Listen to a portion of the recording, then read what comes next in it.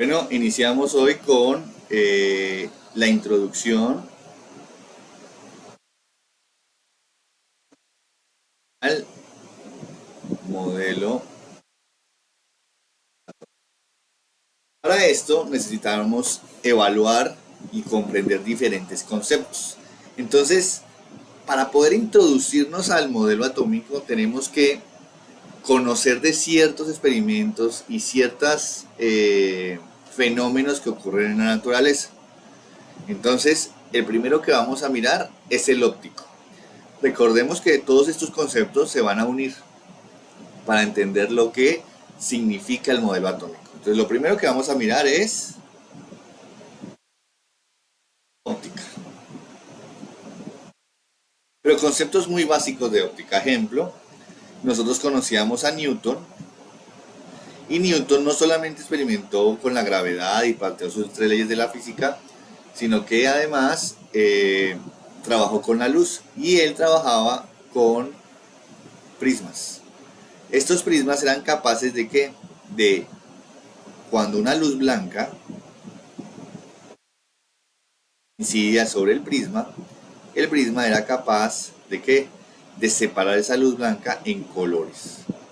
Esos colores desde dónde hasta dónde iban, pues conocíamos desde el azul hasta el rojo, pasando por el amarillo y la mezcla de diferentes tonalidades.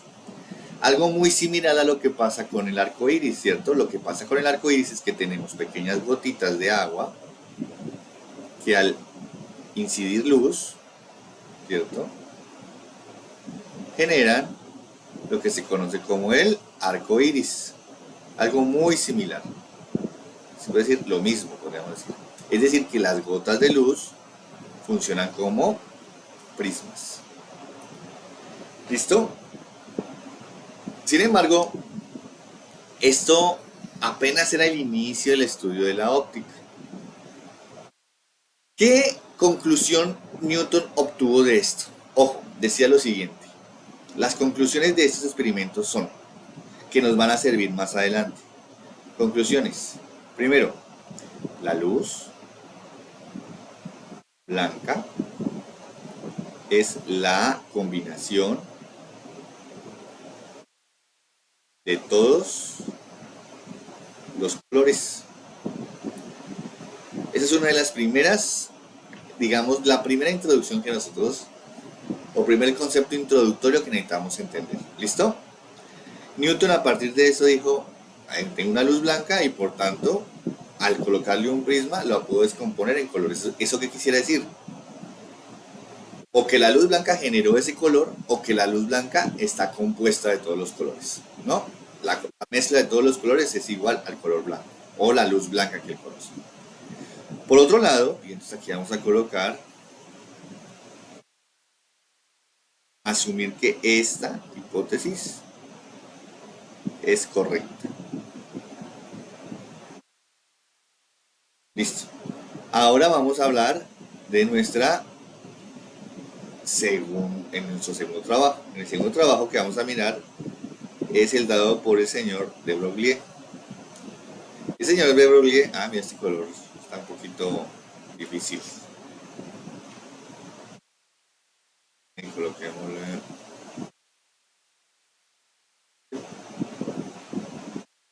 Listo. Entonces de Broglie era un era un físico, maestro de física que fue enviado a la guerra, en donde su misión principal era trabajar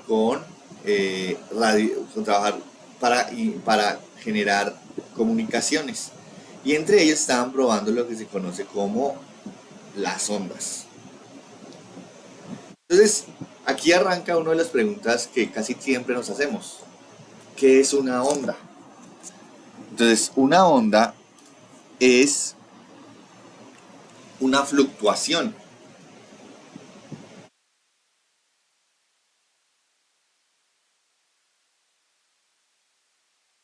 en el espacio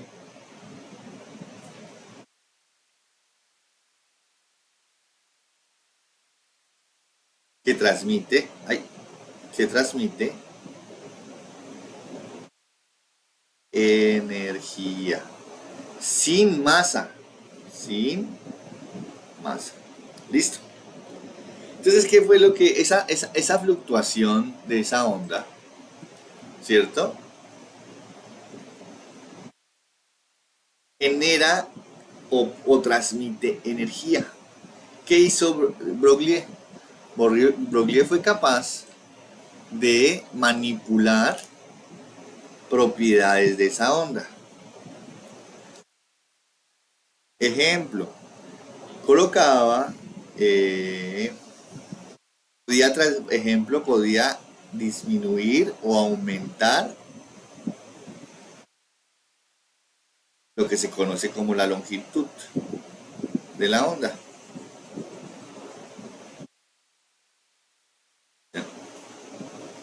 ¿Cierto? Podía modificar o disminuir la longitud de la onda.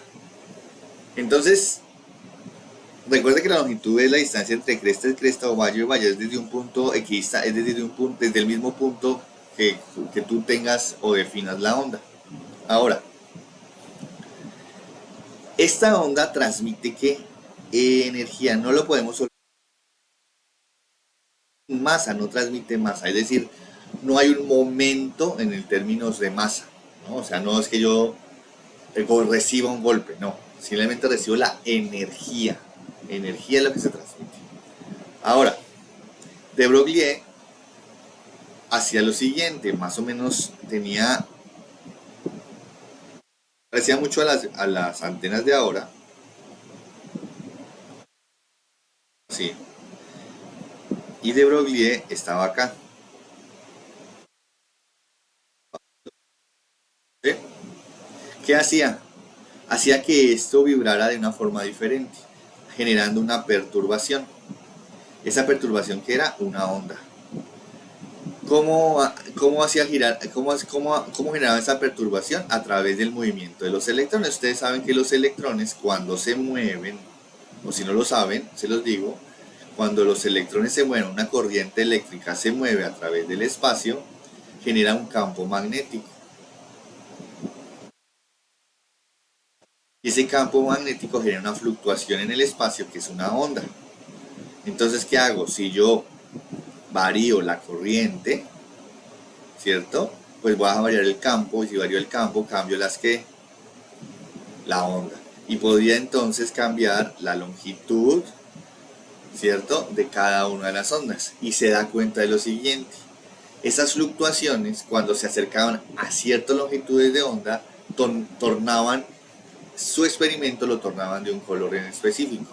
Es decir, cuando él manipulaba en este caso la corriente eléctrica, podía llegar a tener fluctuaciones que se percibían como en el ojo, como el color azul, amarillo y rojo. ¿Sí? Entonces, ¿cuál fue la contribución de Broglie? La contribución de Broglie fue la siguiente, dijo, las longitudes de onda transmiten energía, ¿cierto? Pero además su longitud, y entonces por tanto por asociación podemos decir que los colores también que tienen una energía asociada. Ahora, preguntas como, ¿cómo sé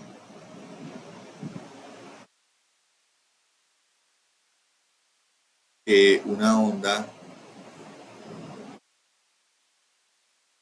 transmite energía? Pues básicamente eso se entiende de la siguiente manera, ¿no? O sea, podemos colocar un ejemplo más que es un fenómeno que ocurre, por eso a ese fenómeno se le llama onda. Es algo que no tiene masa, pero sí nos transmite la energía. Por ejemplo, cuando ustedes reciben luz, o sea, sol, ¿cierto? El sol como tal, ¿qué hace? Ustedes sienten el calor en su piel, ¿cierto? Sienten que se están quemando, sienten que les está haciendo daño a su piel, no sienten ardor. Hay un sentimiento, ¿por qué? Porque el sol, aunque no esté aquí cerca de nosotros, nos está transmitiendo ¿qué?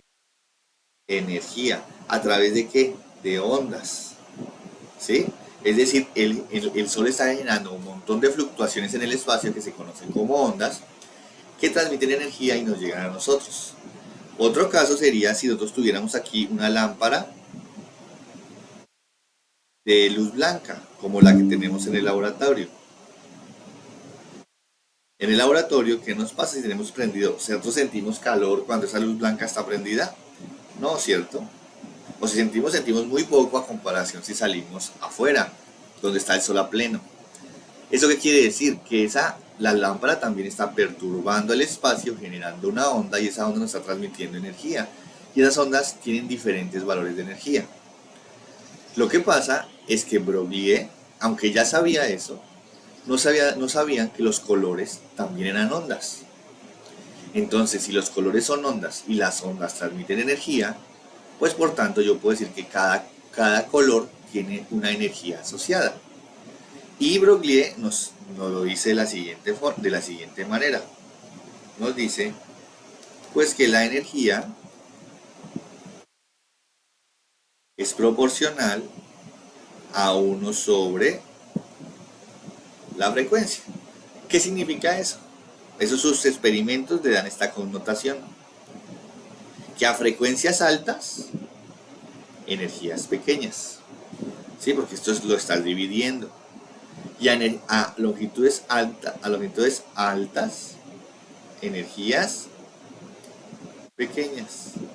Y a longitudes bajas, energías pequeñas.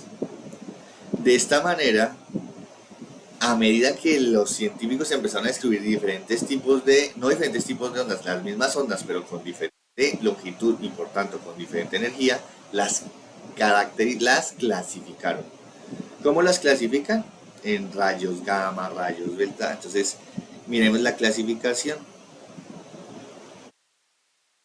Dentro de la clasificación vemos, hay una gran longitud donde están los rayos gamma, los rayos beta, los rayos alfa, y los rayos X. Esto que ustedes ven aquí, estos rayos, son de longitudes aquí grandes, longitudes pequeñas, es decir, energías altas. ¿Ustedes alguna vez han escuchado rayos X, rayos beta, rayos alfa, rayos gamma? Sí, cierto, y nos dicen que los tenemos que exponer muy poco. Casi siempre estos rayos de alfa, rayos beta se deben a la descomposición o rompimiento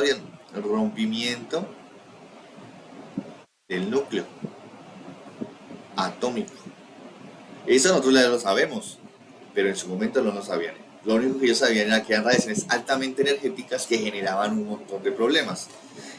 ¿Qué problemas nos generan las radiaciones altamente energéticas? Pues mutaciones en el DNA. Pero realmente no es que ellos muten, sino lo que hacen es que rompen los enlaces del DNA y eso genera problemas en la replicación, en la traducción y todo ese tipo de cosas en términos biológicos. Pero realmente estos rayos que provienen del rompimiento del núcleo, que a se le llama radioactividad, ¿sí?, provienen del rompimiento del núcleo atómico. Son de longitudes de onda muy pequeñas con altísima energía. Esta energía es tan fuerte que puede romper los enlaces, entonces esa energía es tan fuerte que rompe los enlaces del DNA y esto genera problemas en mitosis y meiosis. Ahora, miremos otro tipo de rayos, otro tipo de radiaciones de ondas, ¿no?, con diferente longitud. Está el UV y está el visible. El UV a veces se le dice que hay UVA, B y C. ¿Qué quiere decir? Que están en un rango de longitudes de onda, pero pues están cercanas, entonces pues se le dice UVA, UVB o UVC. Las UV para nosotros son dañinos porque tienen bastante energía. Tanto así que nuestras células de la piel se ven afectadas por esa UV y es posible que generen malformación, bueno, generen rompimientos de enlace del DNA y por eso el cáncer de piel. En cambio, el visible, ¿cierto? El visible tiene muy baja energía y longitudes, por tanto, longitudes de onda, bueno, tiene longitudes de onda alta, ¿cierto? En el visible están los colores, por eso es que si yo me coloco un color rojo, pues espero que no esté afectando a nadie, ¿sí? Porque es una longitud de onda muy pequeña, no va a afectar al cuerpo humano. Lo mismo pasa con las señales de celular, las longitudes de onda son muy altas, por tanto la energía es pequeña y se supone que no tiene ningún efecto sobre la salud humana. Lo mismo las microondas o las ondas de radio, que son las que nosotros sintonizamos cuando queremos escuchar música, en fin, noticias. Entonces, hasta aquí, ¿qué nos quiere decir esto? ¿Qué es la contribución de Broglie? La contribución de Broglie nos permite establecer lo que se conoce como el espectro electromagnético, ¿cierto? Y ese espectro electromagnético nos dice que hay regiones, en este caso vamos a colocar aquí el visible, que está compuesto de ¿qué? De colores, ¿cierto? Desde el azul, violeta hasta el rojo. Y cada uno de estos pequeños colores tiene una longitud de onda. ¿Listo? Y si tiene una longitud de onda, por tanto tiene una energía. Es proporcional a una energía. Listo. Esto es la conclusión de Broglie. Y ustedes me dirán, ¿esto no tiene nada que ver con el átomo? Sí, tiene mucho que ver con el átomo.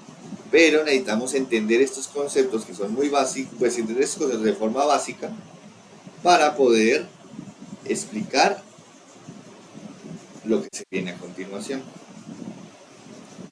Ahora, miremos si vamos a dibujar con otro, porque viene otros experimentos cruciales dentro del sistema. Entonces vamos a mirar, vamos a dibujar con un color. Listo. ¿Qué otros experimentos? Entonces ya tenemos dos conclusiones. El color está asociado a una longitud de onda y por tanto está asociado a una energía. Ahora, en la antigüedad, pues digo, voy a estar saltando de época en época, pero lo importante es entender qué es lo que está pasando. En la antigüedad era muy común, o es muy común ahora también, que en los juegos de pólvora pirotécnicos, ¿qué es lo que pasa? Se explota un cartucho, sale volando, y cuando explota, se liberan pequeños destellos de qué? De color. Y ese color puede ser de diferentes tonalidades, pueden ser verde, amarillo, rojo, etcétera. Diferentes tonalidades. Entonces nosotros cuando tenemos un juego pirotécnico estamos viendo todo eso. La pregunta es, ¿qué le da el color a estos juegos? En la antigüedad se hacían muchísimas pruebas, obviamente ahorita también, pero en la antigüedad se hacían pruebas con qué? Con sales de ríos, ¿cierto? Con tierra, con minas, minerales de minas, de vetas, en fin, todo lo que ustedes quieran. Sacaban los minerales y lo colocaban con pólvora, lo estallaban y miraban qué color emitía. Poco a poco los investigadores, y en este caso los químicos, se dieron cuenta que, ejemplo, para dar el color verde era necesario tener alguna sal de cobre. No importaba si era cloruro, sulfato o cualquier otra cosa que tuviera cobre le daba esa tendencia al color verde. Si era amarillo, se daban cuenta que la tendencia era tener sodio, combinado con lo que tú quieras, cloro, cloruros, sulfatos, cloritos, yodatos, en fin, una sal que tuviera que sodio. Si yo quisiera un color púrpura, necesitaba potasio. Verde, cobre. Níquel también es verde. O sea, dependiendo del color, se daban cuenta que había predominancia de un metal, ya sea cobre, ya sea sodio. Entonces, ¿qué nos dice eso? Nos dice que los elementos, cuando se les coloca, entonces aquí, ¿cuál es la conclusión de esto desde la antigüedad? ¿O qué se sabía desde la antigüedad? Que cuando, entonces, ¿qué sabía? Entonces lo colocamos en color rojo aquí. Cuando un elemento es calentado, emite cierto color característico. Color característico.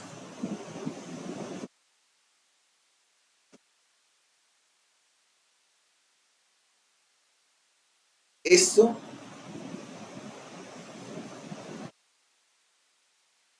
ya se sabía. Esto ya se sabía desde la antigüedad. Entonces ya tenemos tres conceptos. El primero, la luz está compuesta, la luz visible o la luz blanca que nosotros vemos está compuesta de colores. Broglie nos dice que esos colores o cualquier longitud de onda tiene una energía, que los colores son una onda. Por tanto, la luz es... Y además, los elementos cuando son excitados emiten colores, es decir, que emiten energía y es decir, que emiten una onda. Y que esa onda es diferente para cada elemento. ¿Listo? Entonces ya empezamos aquí a decir, bueno, ya tenemos todas esas características. Además, cada elemento tiene su característica color. Y eso es muy interesante porque si ustedes se dan cuenta, nosotros no necesitamos ir al planeta V4050 de la constelación de Andrómeda para saber que allá hay cobre. ¿Por qué? Porque nosotros miramos la radiación que está emitiendo esa estrella y sabemos, o planeta, o lo que ustedes quieran, y sabemos qué elementos hay, porque sabemos qué longitudes de onda está emitiendo. Cuando es calentado y emite esa luz, es una longitud de onda específica. Por eso se le llama huellas digitales, a esas radiaciones después de ser emitidos, porque se excitó por calentamiento el átomo, se le llama espectro de emisión. Aquí los conocidos espectros de emisión. Pues aquí espectro de emisión, que simplemente es cuando un elemento es calentado y emite en características o particulares longitudes de onda. ¿Listo? Una vez esto ocurre, ya entendemos que cada átomo tiene su espectro de emisión específico. Pero no solamente en los visibles, de una vez digo, sino que también está en el ultravioleta, también está en lo que emite en el infrarrojo, en lo que emite en el ultravioleta, en el visible. Entonces, sí emiten en diferentes longitudes de onda. Lo que pasa es que nosotros no las vemos. Yo no puedo ver en el infrarrojo. Mis sensores, que son los ojos, no pueden detectar esas longitudes de onda. Así como tampoco puedes detectar las longitudes de onda de qué? De radio, ni de celular. ¿Sí? Pero los elementos cuando son excitados pueden emitir a diferentes longitudes de onda. ¿Hasta aquí entendido? Muy bien. Entonces ya tenemos nuestro tercer sistema. El tercer sistema es, primero, la luz está compuesta de colores. La luz es una onda, por tanto los colores es una onda. Y si son una onda, transmiten energía. Ahora, los elementos emiten no luz blanca, sino emiten colores, es decir, longitudes de onda específicas. Muy bien. Ya tenemos eso. Ahora vamos a mirar una parte del espectro electromagnético que yo no trabajé, sino que la vamos a mirar simplemente, rapidísimamente, y sin entrar muy digamos, de forma muy explícita, ¿sí? Si lo podemos decir, sino de forma muy casual. Y es lo que se conoce como radioactividad. El origen de los rayos gamma, ¿cierto? Y X. Bueno, los rayos X dejámonos un poquito aparte, pero por lo menos estos tres sí son de radioactividad. ¿Qué es la radioactividad? La radioactividad se conoce, ahora se sabe, en este momento actual se sabe, que los átomos están compuestos de un núcleo, ¿cierto? Que contiene ¿qué? Protones y neutrones. Entonces, en la radioactividad, ¿qué significa eso? Que este núcleo se está degradando. Es decir, los protones están abandonando o los neutrones están abandonando el núcleo. ¿Ok? Ejemplo, si yo tuviera aquí, imagínate que tengo esto de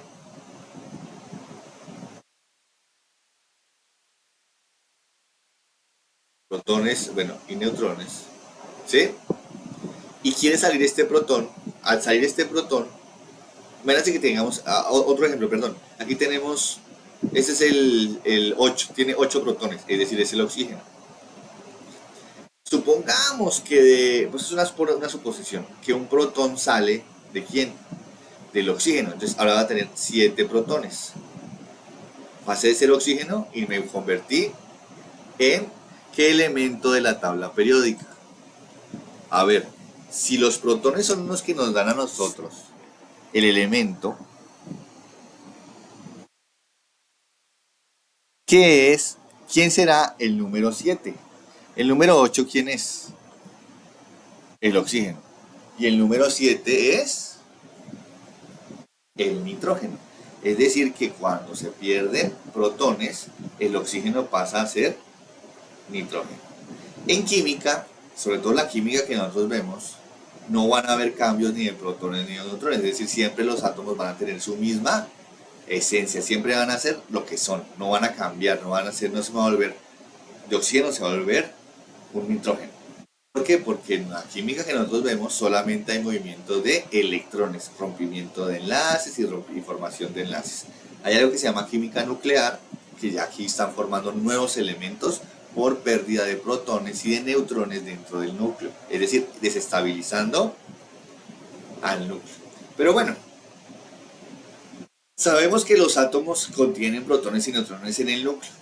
Esta liberación, esta radioactividad, pues ya se conocía en la antigüedad y se sabía que estas partículas que no se llamaban protones porque no sabían qué era, eran de carga positiva.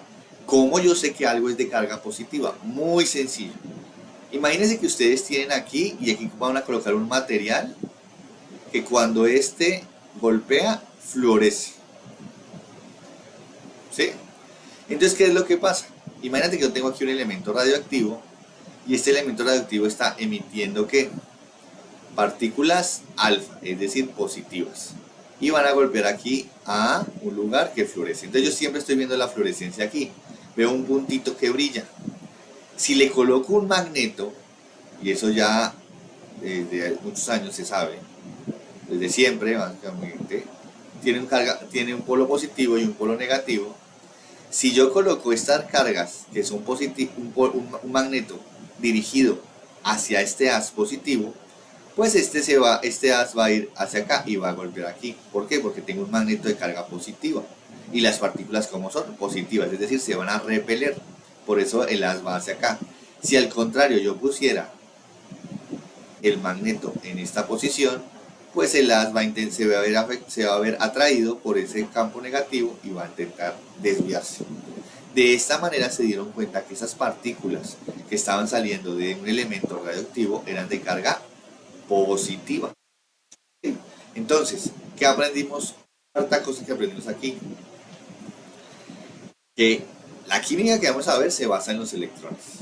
Sin embargo, en la antigüedad se sabía que habían elementos que se degradaban rápidamente y esa degradación no es por pérdida de electrones, sino por pérdida de protones o neutrones. Y se conocía que una parte de esa radiación era de carácter positivo. ¿Listo? Y además me faltó algo que golpeaba una pared, era que también tenían que masa. Entonces era masa con carga positiva.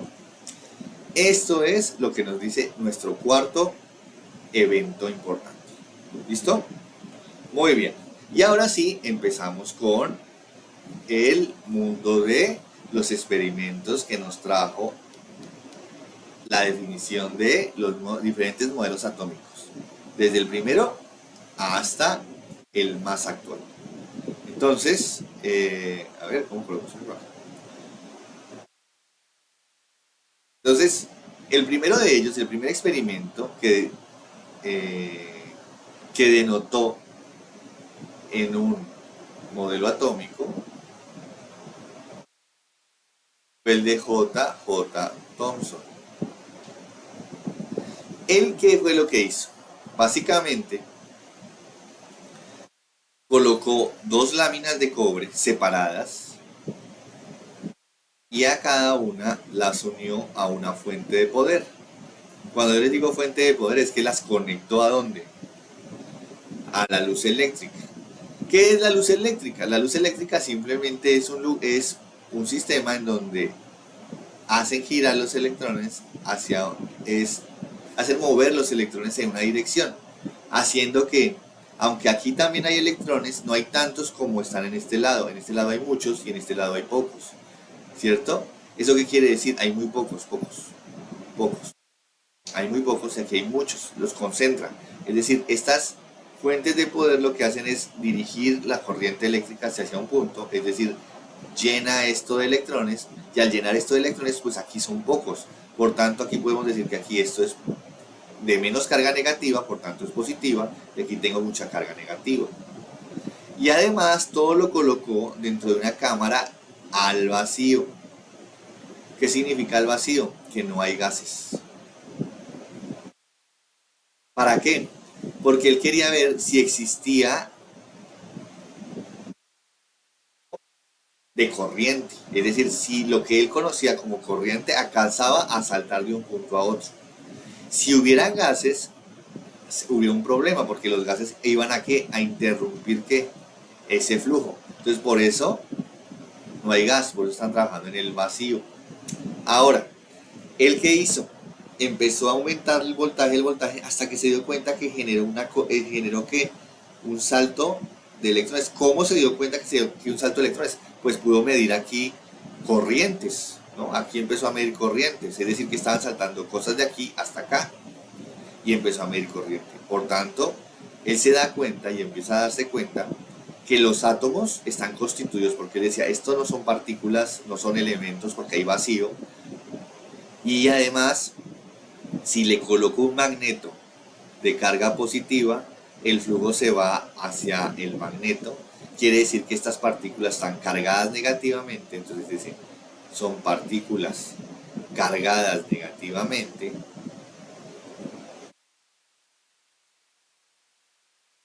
¿Cierto?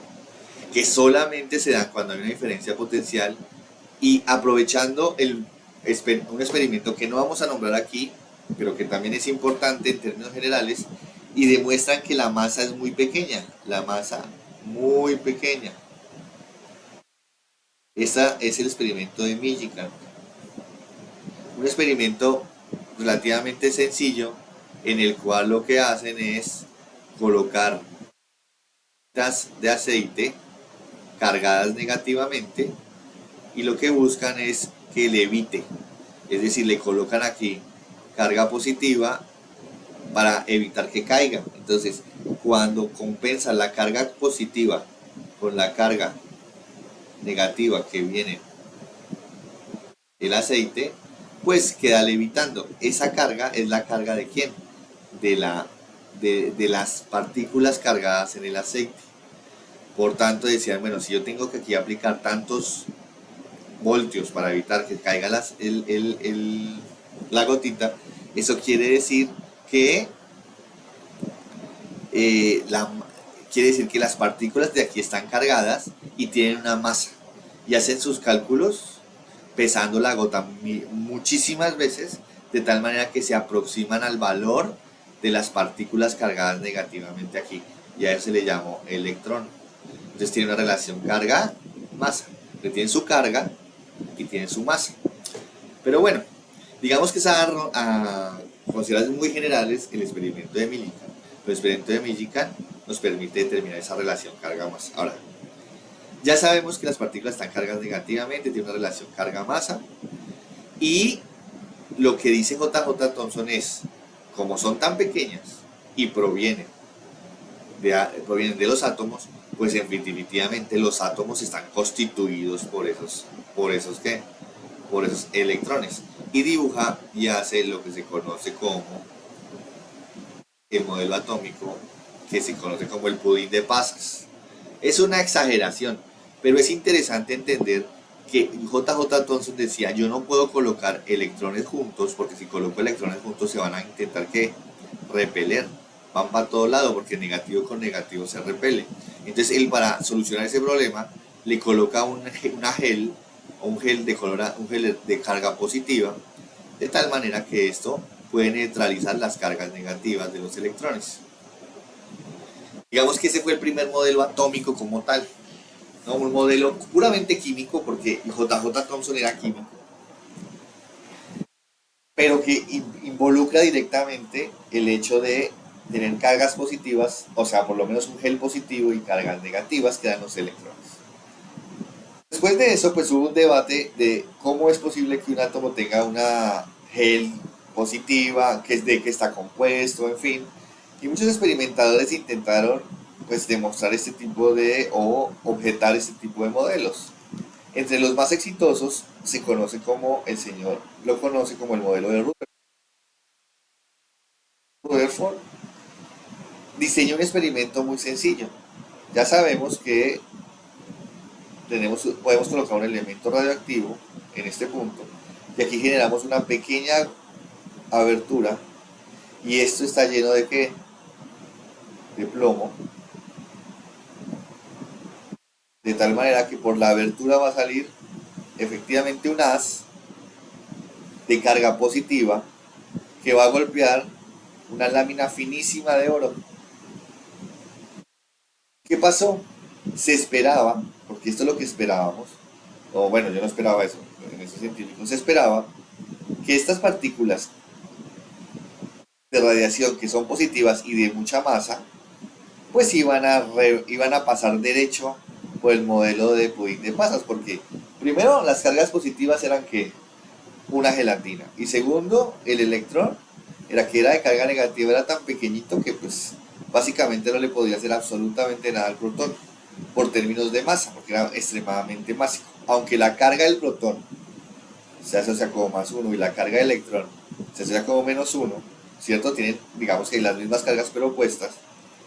En la masa del protón es extremadamente alta la masa del protón es muy grande con respecto al electrón, pero realmente muy grande, ¿sí? Entonces decía, por causas de masa nada más, pues va a pasar a través del pudín con pasas una partícula alfa que proviene de la desintegración de un núcleo. Pues no, la respuesta es que no. Cuando hacen el experimento, el detector empieza a darse cuenta, bueno, el detector empieza a mostrar señal no solamente aquí, donde ellos predecían, sino en otros lados. Digamos, aquí tenemos el detector, empezaron a ver detecciones aquí. Es decir, las partículas alfa empezaron a detectarse en situaciones bien complicadas. Hasta si colocábamos un detector, lo podría ver acá. Es decir, completamente opuesto de donde proviene el haz. ¿Qué fue lo que se explicó ahí? Pues para poder explicar esto tuvieron que modificar al pudín de pasas y decir que en el núcleo se concentra una gran cantidad de masa. Y esa masa está dada por protones y por neutrones. Lo que significa que que el átomo casi siempre es vacío, que tiene una gran cantidad de vacío, donde no hay nada. Y las partículas que pasaron derecho de carbono del sistema radioactivo, que son de alta masa y con carga positiva pasaron por lados del átomo donde son completamente vacíos. Y las que se, y las que se o sea, las que se cambiaron de orientación fue porque golpearon a quién, al núcleo. Entonces, al golpear el núcleo, como una mesa de billar, ¿no? Al golpear un núcleo con otro núcleo, pues cambia de dirección. Por eso se podían detectar en estos lados, ¿no? Eso es lo que hay que tener en cuenta. Ahora, Rutherford, por tanto, dice, pues muy fácil, el núcleo, ¿cierto? Y debe tener órbitas moleculares muy similar a que al planeta, diciendo, pues los electrones deben estar ubicados en estas órbitas. Rutherford se sentía muy orgulloso de su modelo, fue un modelo realmente revolucionario, bueno, con similitud a la naturaleza, pero cuando esas cosas pasan, pues los físicos teóricos intentan que destruir ese modelo. Y uno de los que más lo destruyó fue Bohr. Bohr decía, ejemplo, que cuando yo tengo algo muy másico en el centro y algo con muy poca masa, inevitablemente va a caer al centro másico, generando que una destrucción del átomo, es decir, los electrones iban corriendo, pero iban llegando a donde, hasta el núcleo, y cuando llegan al núcleo pues se desintegran porque es carga negativa más positiva. Es decir, que los elementos se están desintegrando, lo cual no es cierto porque nosotros desintegrando y la naturaleza tampoco se está desintegrando. Entonces el modelo de Bohr, el modelo de Rutherford no era un modelo coherente con respecto a que al sentido propio de que no existía una degradación intuitiva, ¿no? Y además no se veía desprendimiento de partículas negativas, sino de partículas positivas, en fin. Pero lo más importante es que Bohr dice, tu modelo no puede ser planetario porque si no va a colapsar. Y entonces él genera y dice, pero lo que tú estás averiguando es importante. Imaginémonos, ahora, Bohr utiliza este concepto. Miren, le decía a Rutherford, mira Rutherford, yo tengo aquí el núcleo. Si los electrones están bajando en forma de espiral, es decir que están bajando su energía, pueden estar disminuyendo su energía hasta que llegue acá. ¿Sí? Esa disminución de energía quiere decir que va a abarcar todos los posibles estados de energía hasta que caiga ¿dónde? Al núcleo. Lo que significa que este metal, imagínate si fuera el metal de cobre, y estuviera su electrón excitado y entonces empieza a disminuir y disminuir y disminuir y disminuir su energía hasta que cae el núcleo, va a emitir. Porque cada vez que se acerca al núcleo se libera energía, emite energía. ¿Por qué emite energía? Porque cada vez que está acercándose al núcleo, pues está acercando a algo positivo. Y ese acercamiento hace que él disminuya su velocidad y por tanto tenga que emitir la energía. ¿Cómo la emite? La emite en forma de luz. Si eso sí era cierto, si él va disminuyendo su energía poco a poco, pues básicamente yo vería que esa luz sería de color blanco. Porque está la combinación de todos los colores. Sin embargo, ellos se daban cuenta que esa emisión no era de color blanco, sino era del color verde. Verde del que nosotros ya habíamos visto, ¿cierto?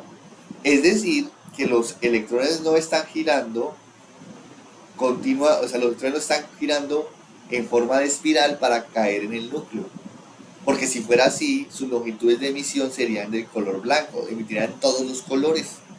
Pero no emiten todos los colores, emiten uno específico. Y como es específico, ahí empieza lo que significa cuantizado.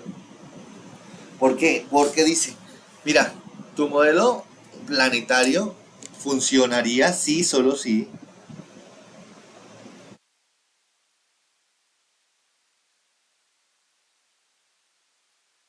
Sí, solo sí.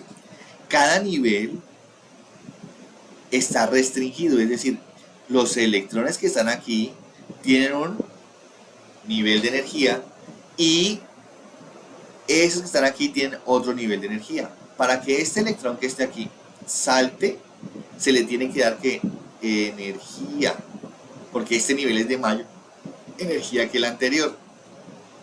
Y este nivel tiene que saltar acá. Este electrón cuando regresa a su estado original, emite energía. Y esa energía debe ser cuantizada, porque si fuera que va poco a poco cayendo, pues debería ser blanca, pero no es blanca, es de un color específico.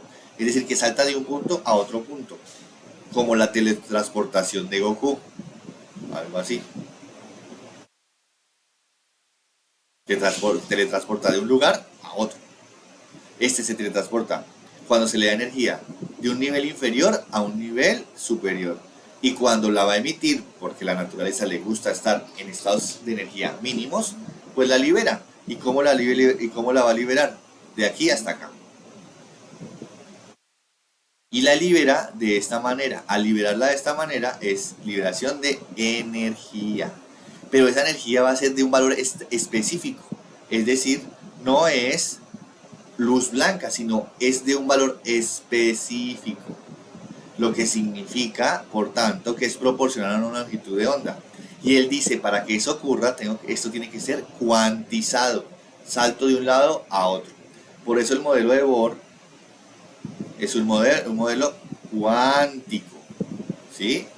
Es decir, yo tengo diferentes niveles de energía y el electrón salta de uno a otro sin hacer la transición y luego recae. Aquí recibe energía y aquí emite energía. Y como es un color, lo que emite pues es una onda. ¿Cierto? Entonces, aquí podemos darnos cuenta que todos esos experimentos ayudaron a entender que los electrones se encontraban se encuentran en el átomo en niveles específicos de energía y cuando son excitados por una fuente externa, estos saltan de un nivel a otro, y aquí lo podemos hacer, lo dibujamos fácilmente. Estamos en un nivel basal y va a saltar a un nivel de mayor energía. Luego este mismo electrón va a regresar. ¿Por qué? Porque la naturaleza siempre trabaja con la mínima energía posible. Pero cuando regresa, emite una energía, y esta es una que es proporcional a la longitud de una onda. Y esa longitud de onda, si está en el visible, yo la puedo ver.